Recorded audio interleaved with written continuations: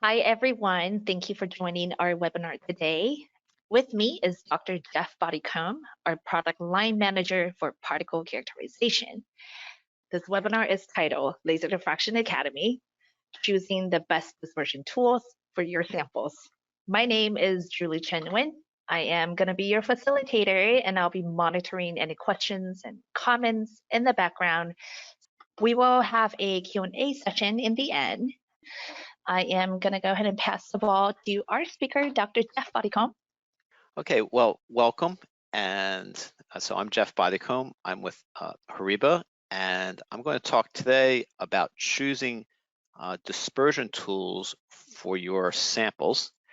You know, as Julie kind of mentioned, this is really focused around laser diffraction. I'll give a quick introduction to the topic, walk through options for liquid dispersion. I went in the order from largest to smallest volume of liquid. Then talk a bit about how to measure dry powders. In all cases, I'm going to give some practical comments about what I think of each option, because they're, as always, they're trade-offs, and then some concluding comments, summarize what we went through. So a quick bit of perspective about where we operate.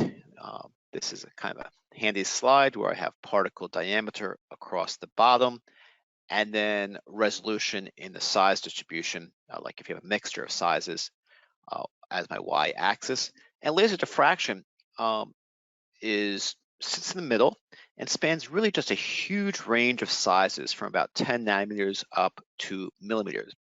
And you're going to see, we certainly do see a wide range of materials used for which this technique is useful, ranging with all sorts of different properties, from different surface properties which affect dispersion, to value of the particles, to width of the distribution, to density.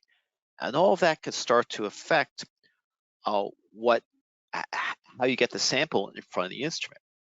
And so the core idea in laser diffraction is you have a beam of light, you aim it through your sample, and then you measure scattering at a range of angles, and your scattering as a function of angle tells you about the size and size distribution.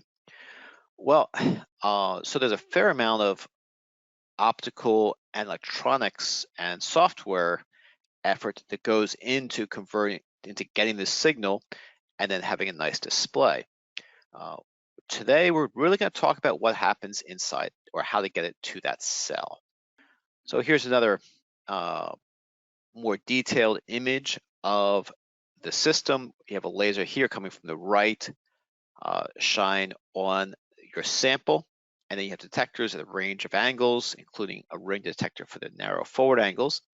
And you have a second light source in blue that is also used for the finer particle sizes. And so you have a very wide angular range here. Again, we're going to talk about just what happens in the middle. It's almost reverse of some of my other talks. So, I mean, a little bit of history or a comment on HORIBA. We've been doing laser diffraction since the late 80s, and there have been a number of generations of instruments. In fact, I'm not sure I got them all on this slide, but comment on it is that not only have there been advances on the optics, there have also been significant advances in how the sample handling is achieved. And that's made the instrument more and more useful, as well as more flexible. So kind of things that you'll want to think about as you decide how to present your sample are these following points. Particle size, which will affect settling and suspension, will affect what's important for your dispersion,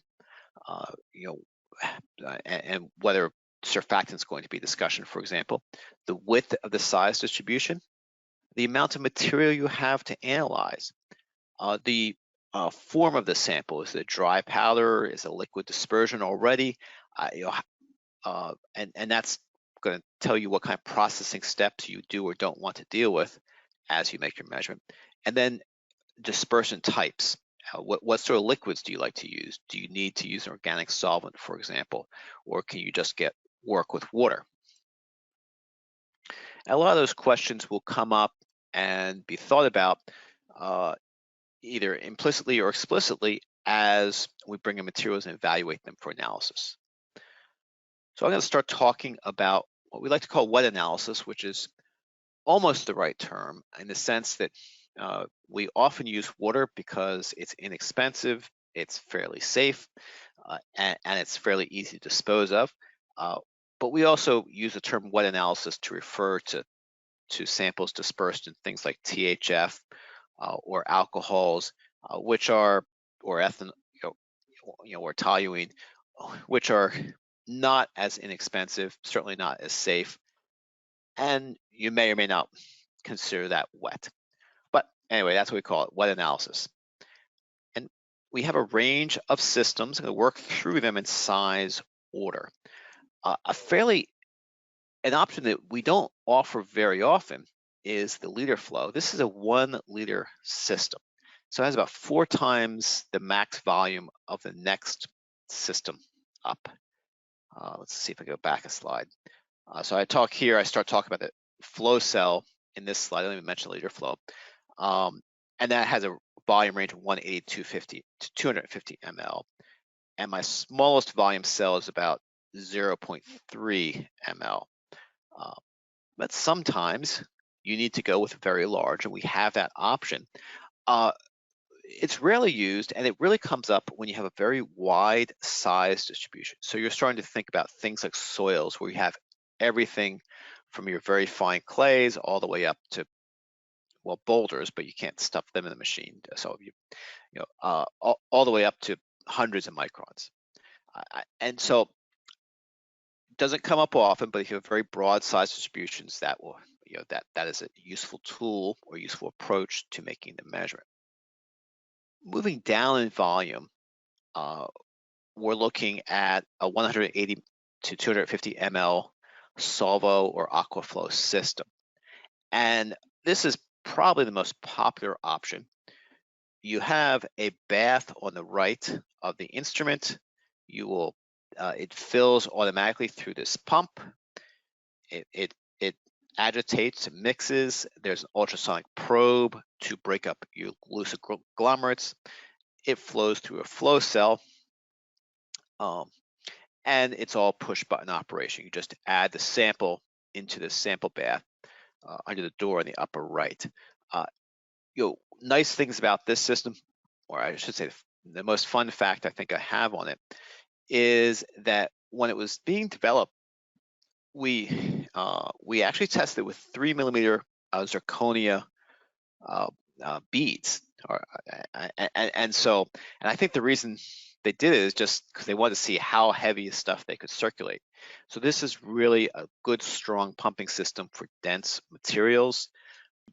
The downside of that is it needs more sample volume than some people want to expend, which is fair. It also can use as a fair amount of liquid. Look, we need 250, well, call 200 ml just for round numbers. And then when you go to clean it, you're going to use 2 more volumes of that. So each measurement, you're looking at 600 ml. Well, with water, who cares? With THF, that can start to get expensive. Advantages of the system, and there are a number of them. It's very easy to add sample. When you have a large volume of liquid, as you start adding particles, you need to add a lot of particles to change the overall concentration, which means that your hand can shake a little bit and it just doesn't matter. It's easy to clean. This has an autofill pump and an automatic rinse function. You press the button, it rinses itself out, actually does it multiple times for you, and you're good to go for the next measurement. It's probably the least expensive option, or among the least expensive options.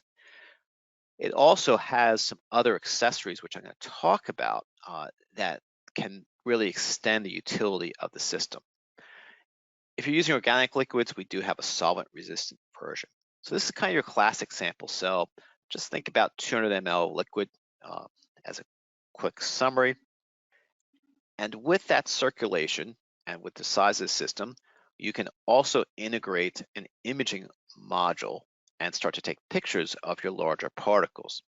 So it was kind of good that they went nuts and made sure we could pump the ceramic beads around, because now we can start looking at large particles more, more often than much smaller than 3 millimeters, and take pictures to get particle shape, as well as the size distribution, both by imaging and laser diffraction analysis. Another schematic of the imaging unit. Again, you have the flow. So that's that flow cell I showed with the outline in the beginning, up through a glass cell back into the pumping system. We have a camera, flash on the left, camera on the right. The other fun game to play with the regular sampling system, which is formerly the aquaflow or solid flow, although not many people use that term, is that there are auto samplers available that can be used with the system if you need a high throughput with a fairly low labor cost. You can set up a rack of samples on the slurry sampler on the right, or the auto sampler on the left. This auto sampler just hangs on the left side of on the right side of the instrument.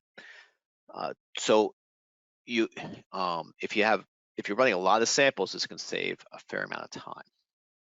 Moving down in size and in popularity is what we call the mini flow system. So now your volume's down to about 35 to 50 ml. With 50 ml, you can still automatically fills. It still has the onboard circulation and ultrasound. And so this is a great way to save liquids. And so you slide out your regular flow cell, you slide this in, and you can make your measurements. It's a solvent-resistant system. And so the advantage of this is that you can use a lot less solvent if you're and most people know this when they're using organic liquids. When you're using water, people don't seem to worry too much, and I can't blame them.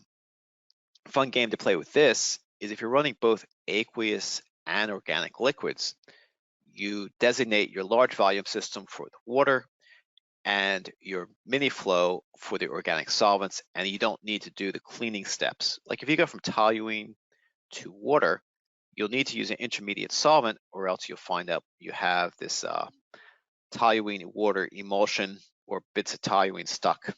And it takes a while to get them out because toluene and water just don't mix. And so you can save a lot of cleaning time by swapping modules rather than trying to swap solvents in the same flow system. Okay, we're going to move further down in volume, but a little bit up in popularity, which is the fraction cell. And that comes in flavors from about 5 to 15 ml. So we've gone from a couple hundred ml, or down to 10 ml, so it's 20 times smaller volume. This is where you often go if your sample is precious, or if your dispersion liquid is precious. Although we see this more often when samples are hard to come by, or you only want to use a small amount. It still has the onboard mixing, but now it's only a stir bar rather than the pumps that I was talking about earlier. And that leads to kind of an interesting effect. And so talk about reproducibility. So if you do, actually somebody else did this plot of the relative standard deviation as a function of particle size, and had a green and red area for whether it was acceptable or not for USP 429. So as your size goes down, you're going to have a higher and higher relative standard deviation. And this is not just instrument effects, but also sample effects, which can get pretty pernicious at the smaller sizes, particularly as you're trying to make dispersions to stay stable. If you take that data set, so this was a bunch of across a very large number of, it was across a very large number of different kinds of samples, although within the same company, and you take away all the measurements were done in a fraction cell, you find out that your problems were really happening with the fraction cell at larger particle sizes. And it was one point out of 20 or so that you couldn't blame on the fraction cell.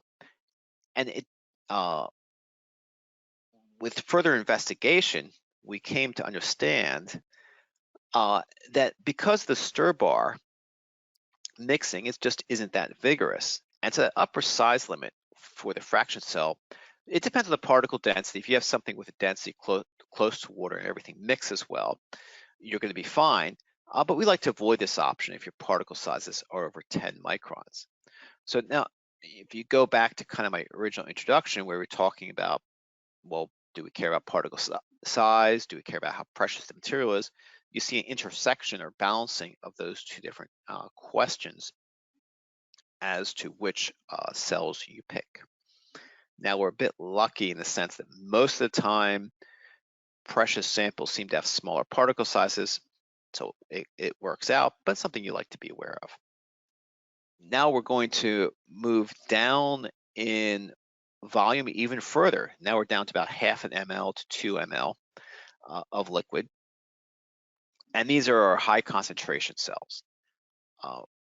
If you go back to the fraction cell, this is a glass cuvette. So unlike the aquaflow system where you can press a button and it washes itself, this fraction cell has to be washed by hand.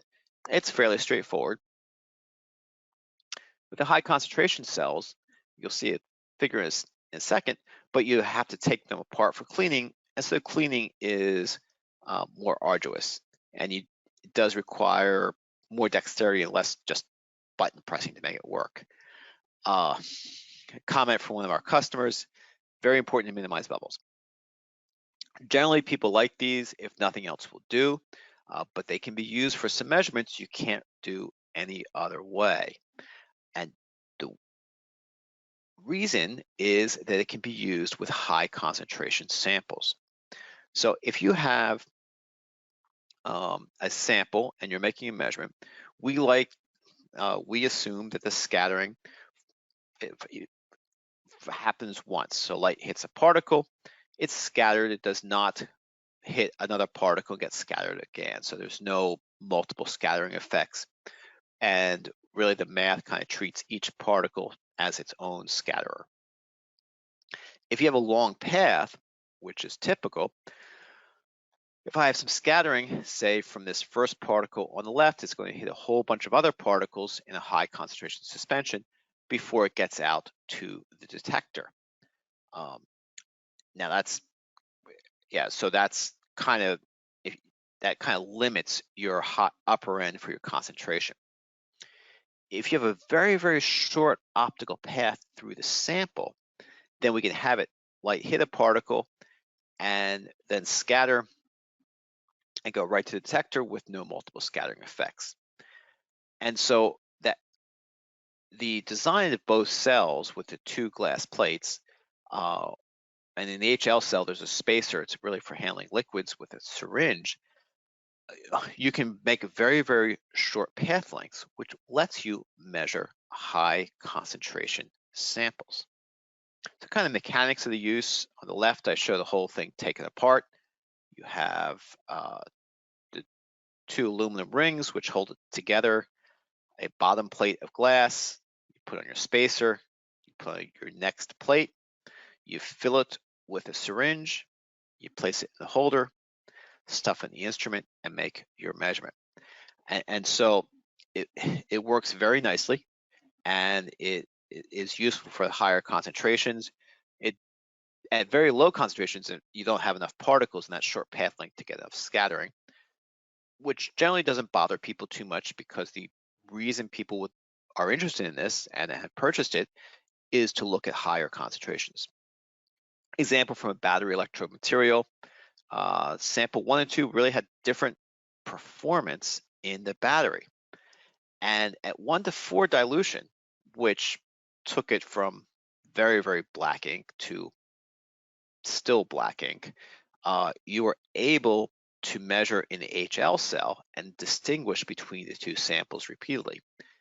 if you diluted it 1000x, which is taking it from very, very black ink to, I would call it somewhat cloudy, if you will, by then you've broken up the loose aggregates enough you could not tell the difference between the two samples.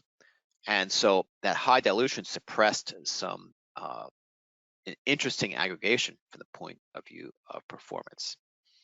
So, and give a sense of what concentration range is, you can measure, say, 1% solids of a 1 micron polystyrene latex standard with this cell. So you just get a bottle of standard and you measure it undiluted. It's a very expensive way to make a measurement, except we don't need much volume. But yeah, you can do it that way. I was measuring a black carbon ink earlier today quite successfully. So you can really measure things that you would not be able to measure otherwise, and you would be able to answer questions about concentration you can't get at otherwise. Now, a couple things. I just went through half a dozen options for cells, and I want to tell you how you get from one to the next. And so there's a tray inside the instrument, and you can just slide it back and forth to switch between the cell types. So if you go from the flow cell to the fraction cell to the dry cell, you can slide the tray back and forth. To go into the high concentration or the paste cell, which is a close cousin, you would need to remove 6 or 9 thumb screws and just swap the cell in and out on the tray. So you can load the trays up, switch between the measurement types. The software can tell how the instrument is configured, so it knows which cell is in there and will present the appropriate cautions and menu options. And so it's not very confusing to run. For the mini flow, you simply slide out that entire tray, slide in the mini flow, and away you go. So very few steps, you really can't make a mistake with this. It's all pinned, it all goes together one way, and the software will tell you which one you're using. Okay, so I kind of walked through the options for liquid dispersions, and now I'll talk a bit about measuring dry. And so dry, here we're going to want to look at dry particles. We're going to use a hopper feeder to bring the particles across the top, have them fall into the cell. So you can kind of see that on the left with the particles dropping through the middle. What is easier to see with these cutaway views is there are thin metal sheets that create an air sheath around the particles, which keep them from making the windows dirty.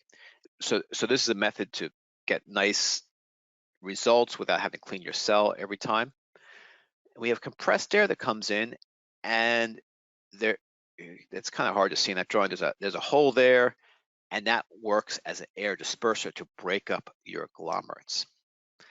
So the air dispersion, it's direct flow of the powder straight down. We have adjustable compressed air, so for varying amounts of dispersion. Sometimes you can actually mill your particles with too much air, so you want to be careful if you have soft particles. We have no impact surface, which means we have good dispersion, and we don't have any comminution. We're not changing our sample. This particles start at the top, they go straight to the bottom without touching anything except air until they go out the bottom. We have feedback control on the feed rate, which gives us very nice reproducibility. And the way the feedback control works is you would set a target transmission level, and it'll vary the hopper speed or the feed rate of the particles to ensure the transmission is always the same. You can also get through a measurement with as little as 5 milligrams of sample. Not something I always recommend, but a couple of the guys in the lab had some fun seeing who could go as low and which technique was best. And they got pretty repeatable results across a number of samples with just 5 milligrams of material. This is the tool for dry powders. Air pressure can break up the agglomerates, but if you have a sticky mess, it's not going to help you. It's just not you'll want to use water or some other liquid. And speaking of other liquids, as your particles get below 1 micron, their relative surface area just keeps going up. And so what we find in practice is most particles under a micron do not like to break up into, let me phrase this differently. Most particles under a micron stay as agglomerates even with air, and it's just a whole lot easier to mitigate the surface effects or mediate them with water because you have all sorts of options like surfactants or choosing other solvents compared to air where you don't really get to affect the surface energy at all. So we look at the dry powder feeder for larger particle sizes. Quick comment on feedback setup. You would set a target transmittance, an initial feeder speed setting, initial coefficient, a feedback response time, which is almost always medium. Gives you very repeatable results, much less operator dependence. And some examples, this is mag stir rate, run dry at 2 bar, and I have D50 of 8.2 microns, coefficient variation of 0.3. And these are independent samplings. This is dry cement, D50 11.15 microns, coefficient variation of 0.24. And again, we have repeated samplings. I kind of glossed over the how much sample question. And the reason I did is because it really depends and it's very application specific. I mentioned the 5 milligram lower limit for the dry powder feeder. If you look at liquid dispersions, you're going to see kind of two effects. One is your particle size. So larger sizes tend to scatter well, and that lets you use less material. And you can also go to a different cell in order to use less particles or less massive particles. So the 100 micron material of a biopolymer, which isn't scattering a whole lot, we get 1.3 milligrams. Mag stir rate at 9 microns is 0.165 milligrams, and that was probably done in a fraction cell to use less liquid. Meanwhile, you have in the middle closed silica. So here we have a fairly small particle size at 35 nanometers.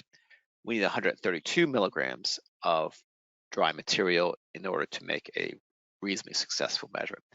So how much sample, it depends. It goes from fractions of milligram up to hundreds of milligram, depending on what you have and what sampling system you are using. So I promise to stay focused, and I'm at the concluding comments. So a lot of options for sample handling, and kind of walking through them systematically can be a useful exercise. Certainly, the right choice can make your measurements better, and reasonably often, you don't have to have the perfect choice. You can make a lot of these work for many samples. Starting at the large size at 1 liter, down to about half an ml. So that's a 2,000-fold variation in sample volume, as well as dry powders. So you have options, and as we look at samples in applications, and as you think about samples or options for your lab, it's good to remember, hey, you know what? We're really going through a lot of THF here. What can we do to cut down the hazardous waste? There are tools for doing that. If your sample, conversely, I really need the automation, we got tools for doing that as well. And kind of keep in mind this flexibility. A lot of my talks, I've been talking about the math and the detectors, and today I thought it'd just be kind of fun to walk through the other half of it, which is getting the sample in front of all those detectors and math. I'm going to stop here and solicit any questions or Well, thank comments. you so much, Jeff. Thank you so much for the excellent talk. From my end, I actually hear a lot of those questions from prospective customers. So I do think that this is just as important as the math. Yeah.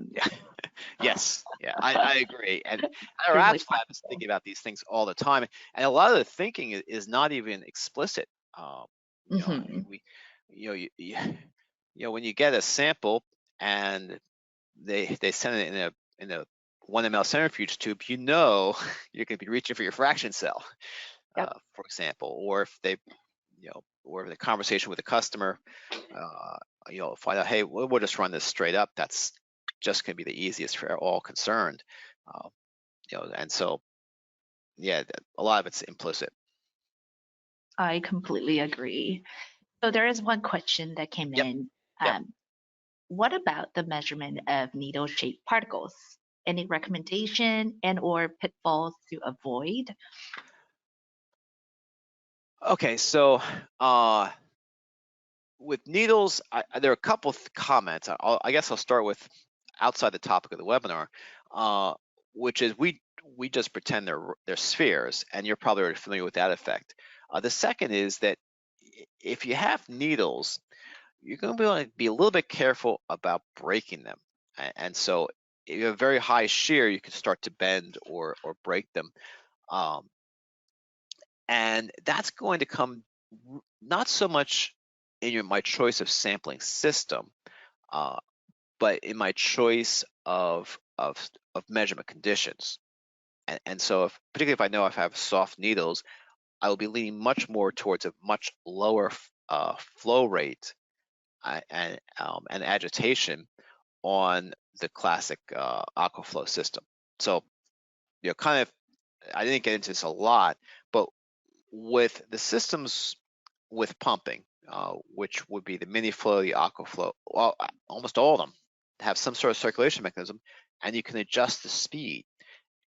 And that's something to keep in mind. If you know you have something that's delicate, you're probably going to turn that speed down. If you know someone's going to hand you what was I running Tuesday? A callus material, dense, big. I just went ahead and turned the speed and agitation up because I knew if I didn't, it would start to settle. So for the needles, I suggest paying attention to how robust you think they are in your method development. Jeff, what if the needle-shaped particles are active pharmaceutical ingredients? What accessory would you recommend? Okay, so most APIs I've hit, people tend not to have very much of them, and that pushes me towards the fraction cell. And so they're not particularly dense. They're not a lot of it. So the fraction cell, if you don't have very much, particularly early stage in development, if I was moving to regular measurements and if I was moving to regular measurements, so I wasn't material limited and it wasn't particularly hazardous, I would switch over to the solvo flow, the regular wet dispersion system, because there's more automation options. And for more automation options here, I'm thinking that as you need to do more measurements, to have it self-cleaning is very, very helpful. Thank you so much. Next question. For dry disperser, how can you understand if you are dispersing samples or milling or fragmenting it? And part two of this question is there any specific data you look for or consider when it comes to when it comes to conclusion about the right distribution of the particle? Okay, very interesting question, and that gets to method development, but let's see, I think there's a drawing tool somewhere in here. Okay, so you can see me make a y-axis, x-axis, and the y-axis is going to be measured size, that's the D, and the x-axis is going to be pressure. And so as I increase my pressure, I expect my measured size to come down, and then ideally it should go flat like this, right? And say, okay, right here, this initial drop is from when I make dispersed loose agglomerates. This horizontal, I have primary particles. As I keep adding more and more pressure, it starts dropping again because I'm breaking my primary particles. the universe does not love me. So what often happens is this whole thing kind of softens out like this. And you see I've rounded that nice corner. And so you're trying to look for a flat spot, which you may not necessarily find because dispersion and breakage might be happening at the same time. But you want to find the flattest spot you can and then look for repeatability. So when things are running well, if you have a hard particle like a ceramic, you will get this classic curve because you just can't break particles. But if you have something soft, then you'll see that as you add pressure, you'll get this breaking up the dispersion versus breaking up the agglomerates versus milling is very close. And then you'll look at repeatability. So I hope that helped. Thank you. Another question is, what is the best condition to do a measurement in dry with 5 mg? 5 meg. I have to go look up how we did it. You load it towards the front of the funnel, and you hit auto run with a T%. I think it was at 80%. I'd have to look up that note. It's been a while since I've done that. And yes, I have done it. But I would imagine not a lot of people give you only 5 mg. No. And the other thing to understand about that is that if you have a new particle, you'll want more material than that just to for method development. Is it okay if we pull up the best conditions and then send it to the person who asked? Yeah, that Okay. would be great. Yeah. Okay, let's go ahead and do that. Kind of furthering the question that you answered previously about milling or dispersing, this person's asking if you notice a drop in pressure at each pressure increase, but it never reaches a stable region or flat spot, what do you do? Yeah, I mean, if I just have this continuous steady drop, or anything I can't make conclusions off of, I look for repeatability. So they're kind of the first thing I like in measurement is a repeatable result. And if I can get the same, kind of the way I look at the world is if I get the same answer repeatedly as 20% too big, I can fix that. But if my answer always varies, I'll never be able to keep track of what's varying, my measurement or my raw material, if you will. So if I don't have a good pressure titration curve, then I look for repeatability. I might also look at liquid dispersion. That's always helpful. Yeah, and I don't have the slide, but we do. When you have your dry and your wet methods really ironed out, then you'll see the same results for both, and that's extremely reassuring. It's a little bit arduous, but and so if you really want to run dry, you don't quite like what's happening, you could get a good wet method going and then start tying that result to the dry result, or using that to pick the best dry method. Thank you. How do you measure low density particles in the dry system? Well, I'll give you a counterexample because I was running carbon black today, and carbon black is this fluffy black stuff. It was about 10 microns. But if I put that in the dry system, I would just coat the entire lab with carbon black and have everybody upset with me. So if you have a very fluffy, low density material, we have the vacuum, and you can run very low air and run the vacuum to get a lot of systems to work. But the really lightest stuff, you're gonna hit a wall. I know that's not the most exciting answer, but if you make it fluffy enough, we give up. But the vacuum cleaner helps. I had a silver nanoparticle. Like if you shake it up in a tube, you can certainly see the powder in the air, but it did run okay in running it dry because the vacuum cleaner helped me out. Thank you.